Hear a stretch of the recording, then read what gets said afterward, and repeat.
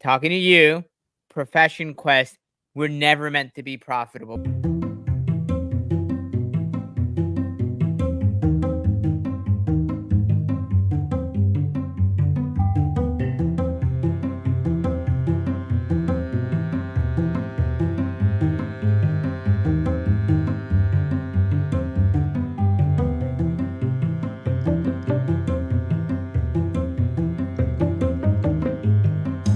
Welcome back to another episode of Coffee with Kupo, or should I say, Crafting with Kupo on this one. I am your host, Sergeant Filthy McNasty. And you've got Kupo. Sweet, and we're excited to do another one of these. It's been a minute. We took a one-day break, and what that really meant, or what actually happened, is we ran out of content and we needed to record some more. So here we are. Recording some more content. And before we get started, if there's anything you would like to see us cover, feel free to on your way from liking the episode and subscribing if you haven't, in the comment section, drop us some feedback as to what you want to hear us talk about. But today we couldn't do an episode of Coffee with Kupo without talking crafting with Mr. Kupo himself. Is that right, Kupo? Yep, that's right. And instead of a coffee today, I got myself a beer. Yeah! A root beer. Hey, because I still don't drink. Hey, it counts. It counts. So crafting. I know we've talked about how you love crafting in general across many a game. I mean, you're excited about crafting in DFK. Tell us what you're thinking. What's exciting you about crafting specifically? I'm sure there's so many different avenues. But take it away, Kupo. Yeah, I definitely have always been talking about crafting. I think it's getting to the point where people are getting sick of me talking about crafting. But you know what? This segment's about crafting, so I get to spill my guts all over the place here. So I've been doing crafting in MMOs for a long time, since my days of early MUDs to EverQuest and Final Fantasies and the WoWs and all the other MMOs I've ever played. I've always had myself that special niche for crafting. I like gathering up my own materials and making my own stuff, swapping with people, earning the best stuff, making that gear to help people fight the biggest and baddies out there. Because I'm not looking to be like that big fighter guy. I'm looking to be that big support guy, while everybody else is trying to be the big and best and trying to get those like purple elite abilities and stuff like that. Me, I'm the guy that's just trying to figure out, how am I going to make this next piece of armor so these guys can get even stronger and better? So that's basically what I'm going with. And we have ourselves 8 potential future crafting classes that are going to be coming out. So I personally feel there's going to be plenty of opportunities for all different individuals. The devs have already made mention that we're going to be gaining recipes. Some of them are going to be a little bit more common. Some of them are going to be rare drops. So we're going to have to be very careful on how we're going to be distributing some of these things. We want to make sure that we're doing it in a time-conscious sense. We're trying to make it so that we can give our best heroes the best opportunities to be successful. And what does that mean? So if anybody's looked at Stronghold's breakdown, we actually have ourselves a beautiful crafting map, which we have up. That's pretty much anywhere. You can find it in the Discord as well. And some of the best classes that we have out there now that'll match up with the best potential skill growth for these characters if you are looking to go to crafting route. With that, it basically gives you the advantage on seeing what can actually be their best potential, whether they could be a good tailor or if they're going to be one of our better goldsmithers, what elements are best suited for you. You might always be looking for those blue crafting professions also. You might want to try looking into a mix also. We could possibly start seeing some recipe opportunities where it could be involving blacksmithing and armor smithing. It could be something as simple as like goldsmithing and enchanting. There's a lot of potential out there, and the way I see it, there's going to be certain crafting professions that are going to be linking up a little bit more than say some others. I can't see us doing too much in the sense of maybe like, I don't know, maybe like alchemy, woodworking. Then again, I could be wrong. We could be doing stuff like that, but I'm more so thinking if we're going to go woodworking, could probably be more in the enchanting field. So there's a lot of potential. I mean, everything's a speculation right now. Would love to hear what you guys think as far as speculations go also. Feel what you want to say in the comments below that will basically talk to us about what we can further explain, what we can dive on, and our opinions of what you have to say also. And it's a very interesting take. The perspective you're going about. I feel like there's definitely, and we've said this before. There's definitely going to be a variety of different niches we can all fill, and crafting is certainly going to be one of those. But I imagine you're going to have like these people, these individuals, these gamers who become renowned crafters. I'm thinking big picture.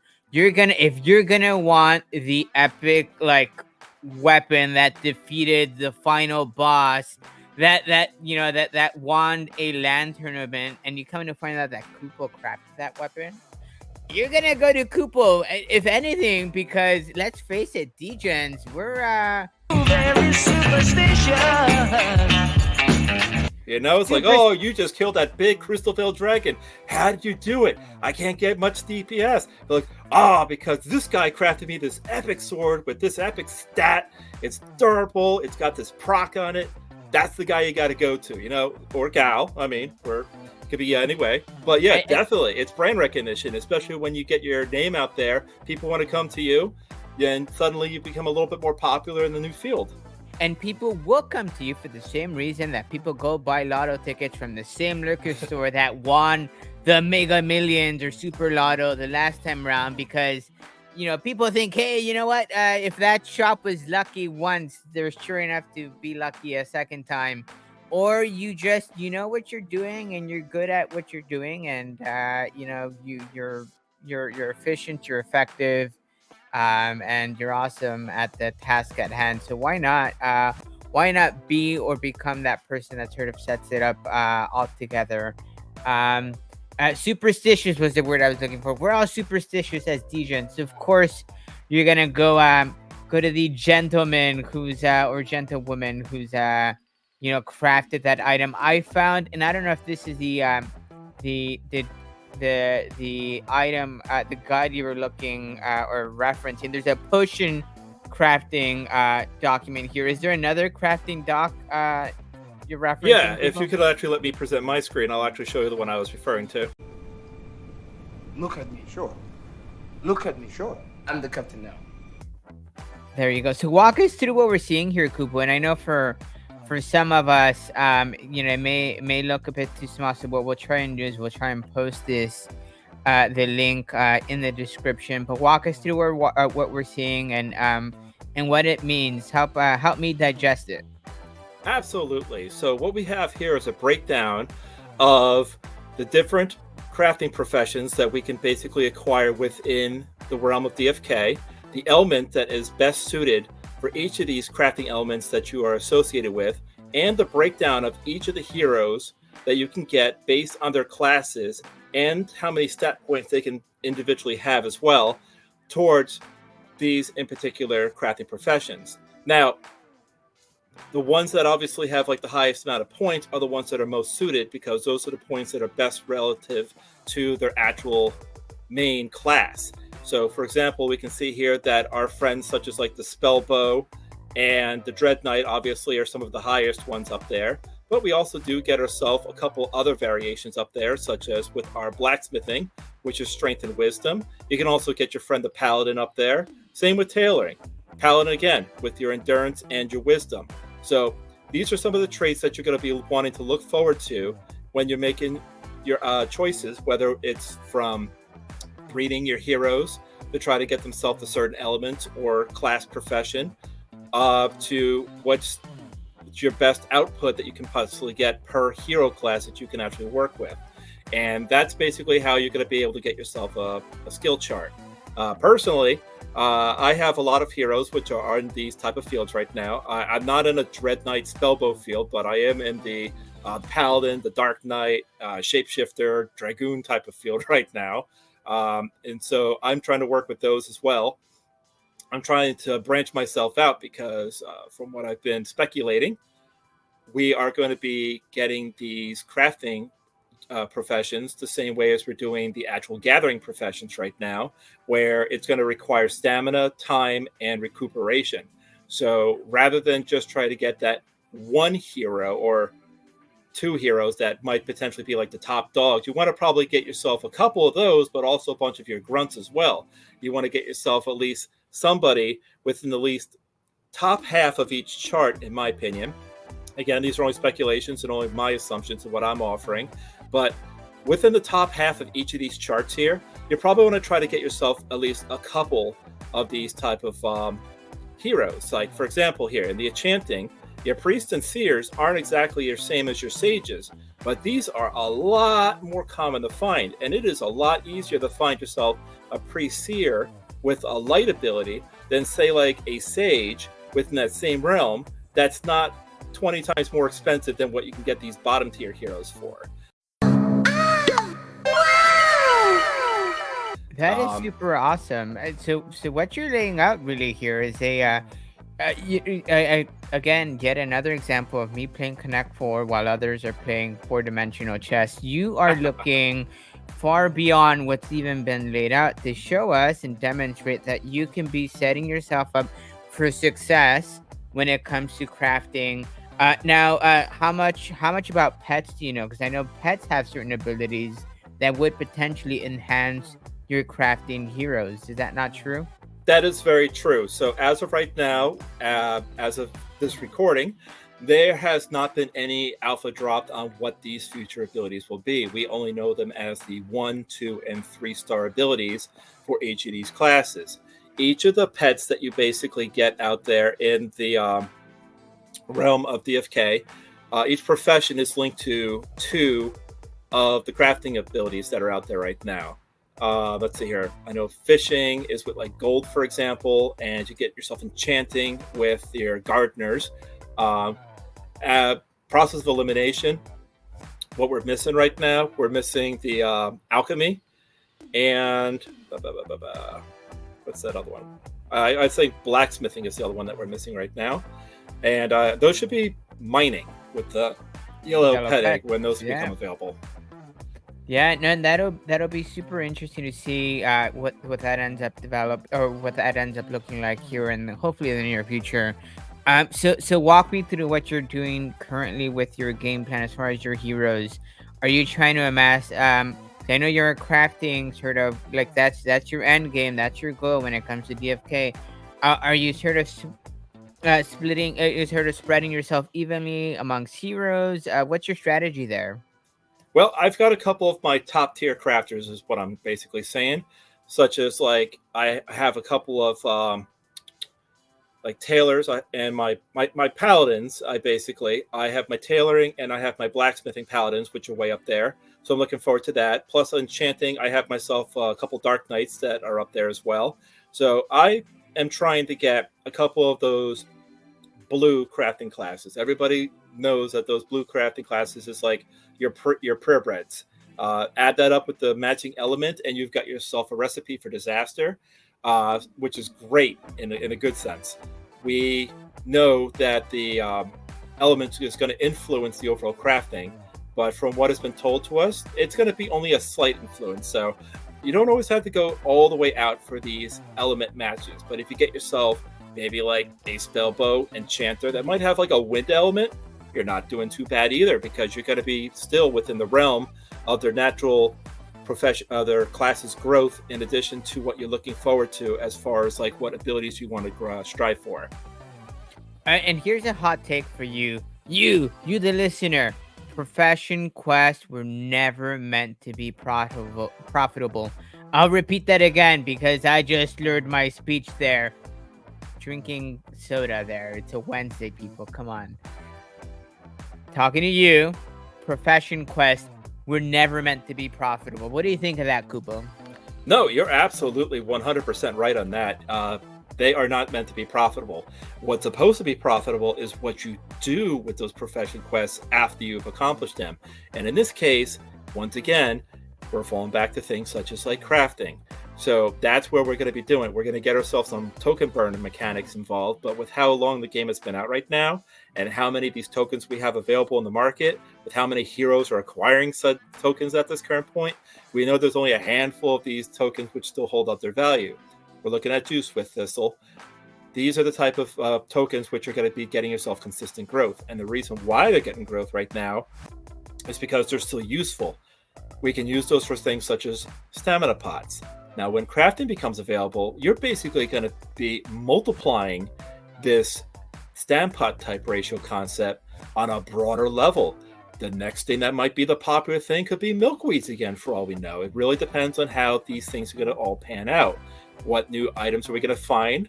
They've already dropped that we're going to be looking forward to, like ore. We've already know that once the traveling mechanic becomes live on the map, we're going to be finding ourselves rare materials and hard to come by stuff with heroes that are going to actually have to have levels to explore. So crafting is kind of like your web that's holding a lot of this stuff together. There is a lot of potential with crafting, and crafting is going to be falling into multiple realms. Stuff we're doing now, stuff we've done before, and stuff we're looking forward to in the future. But it is going to make a big bounce, not in financial advice, of course, to the world of DFK once crafting actually launches. And of course, I will be breaking down each of these drops every time they bring out a new crafting element or a new opportunity, and I'm going to try banking on that to show how we can maximize with those as well. And it's sort of interesting you point this out. I think it's very true. It's sort of maybe a fact that goes unrecognized maybe today. I know we're all talking about PvP, PvE. Yes, that's probably going to be the most attractive to an outsider, at least at first sight, right? That's the hook. You reel them in with things like crafting. I mean, really, the rework. I can only imagine, how things are gonna change. Tokenomics specifically, how that all is gonna change once crafting comes out. Absolutely. Mind-boggling. I mean, that's the piece we're all missing here. Sort of make these unprofitable things or items, these inflationary items, maybe a little less inflationary, and who knows, potentially deflationary, and maybe not deflationary, because I know some of these items don't have market. There isn't a cap. They grow at infinite. They have infinite growth, right? But if you start using them, and there's that tremendous thing, I can't imagine the price of things sort of maybe bouncing up. There may be a day where your spider fruit isn't point 0.000 of a penny, right? Right. A small smidge of a jewel or a crystal. I mean, we may be looking at profitable quests someday, not anytime soon, but someday, and that we can all be excited about. Oh, absolutely. And the way I look at it, like, we've been gathering these materials since Christmas of 2021? Is that when the game actually did the questing stuff? So Yeah. we've been doing it for a while. We have been in a massive bear market, crypto winter. So these materials have only just increased with the more heroes that are being born and more quests that are being done on the fly. So these tokens have been funneling the drain for the longest time. So these things are not going to make any immediate shift. Even when crafting does launch, we might see a bit of a smidge, but not enough that's going to basically bankrupt people on the first day. So there will be opportunity for people still to get themselves up there and to start seeing some changes with the actual tokenomics by having more things craftable. But we have to make sure also that if that becomes the thing, we just want to make sure that we're not going to be dropped small things at a time. Hopefully we'll be able to get ourselves a little bit of a fair break where we're not just going to be making one ingot or maybe one enchanted ring at a time or something like that. We need the devs to drop us a good chunk of crafting quests right away, so we can kind of get everything scaled back, and so we can start moving stuff also. Additionally, if the devs are watching, going back to the comments that we made about making those weapons that can kill the big dragon and stuff like that, and who made weapon number 4,912? I don't know. I just got it off the tavern. Put the hero's ID on there that made the item. That could bring up some value for the actual hero. So when they're looking, it's it's hero number 1, 2, 3, 4, 5, 6, 7 that made this crystal sword on the market. Holy cow, he is. I want to buy that hero because obviously he's good at making this stuff, and that's where you can get the value. Hey, another way to claim your legacy. You don't just have to own a legion. You have to own the hero that crafted said awesome item. I mean, This is a teaser of what is to come. We've got Mr. And I call him a de facto in-house crafting expert. Whether he likes it or not, he knows more on the subject than I do. We'll certainly be chatting more about this in the near future. Your thoughts, your comments, leave them below. Let us know what you think. What's your take on crafting? Premature? Are you prepping for the upcoming days when we can all craft? What are your thoughts? Let us know. As always, another episode of Crafting with Kupo. Your host Sarge. And Kupo. Catch you later.